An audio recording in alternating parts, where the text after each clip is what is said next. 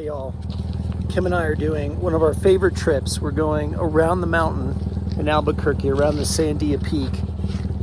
She just filmed me coming down around this turn. And we're about 9,000 feet in Cecil. And fingers crossed, he's running. Oh, check this out. She found me the Holy Grail. Unbelievable. Up on this little ridge here. That's pretty amazing. That's staying in Cecil for life. We're at about 9,000 feet up here, and I didn't really know how he would run at this altitude, but so far so good. We're just about over the peak, and we're looking out over, really almost straight up to Santa Fe from this vantage point, and it is just beautiful. And it's hard to believe that a almost 60-year-old VW bus is just such a good overlanding mountain vehicle, but it really is. So onward and upward.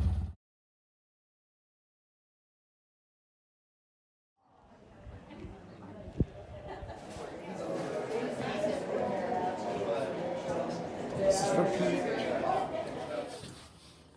So Kim and I just did one of our favorite things we do every weekend is we will go out in one of the vehicles, and nowadays it's usually Cecil the bus, and we will go to one of our favorite eateries, sometimes two, honestly.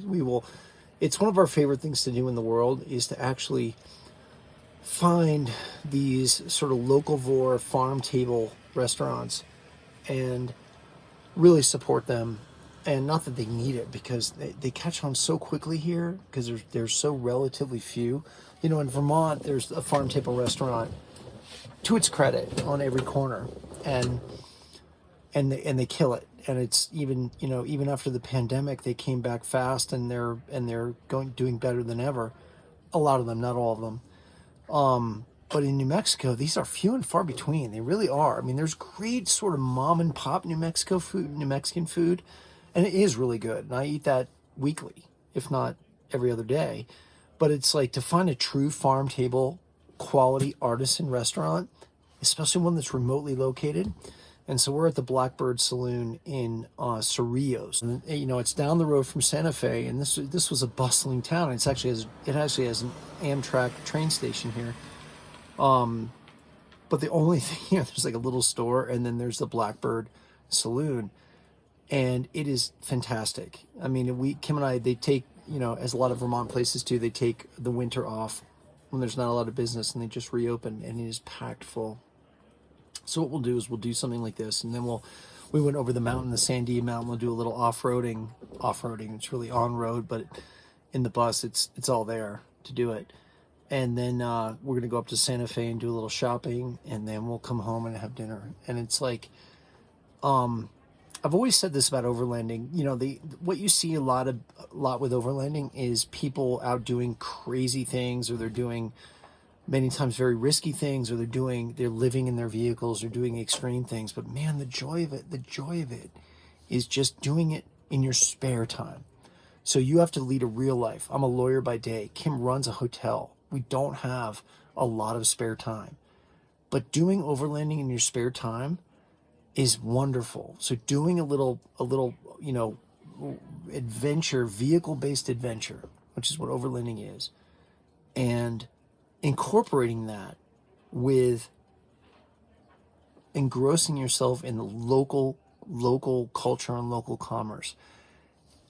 That's it, man. It is the best of the best of the best. I mean, if I could spend the rest of my life doing that, would I want to be a full-time overlander and not have the resources to be able to buy a nice meal or do what I want or get the vehicles that I want? No, I couldn't do that. I couldn't do it. I want to be able to make a good living and do that, as does Kim. I mean, she wants to be comfortable. We want to have our house. But it's amazing to just do this be a weekend warrior and do this stuff as you can in a vehicle that's filled with character. And Kim she handed it to me through the front window, through the safari window. This incredible bacon, farm table artisan bacon that's available at the Blackbird Saloon. I have your purse. So, I mean, it's just such a joy. I can't even tell you guys. Because so often, what you guys are doing is you're going to Costco or you're going to Walmart and you're stocking up and you're going out into a remote location. That's all good. I've done that. But when I used to run events in Vermont, I forbid that. I forbid it. I said, no, part of the rule is you cannot stock up and provision up at home and then come to Vermont and enjoy Vermont. You got to fully engross yourself in Vermont and come there and support the local businesses. It's just so critical, but it's also so much, it gives you so much more joy in the entire process. So I think you've heard me say this before, but this is actually a great example of that.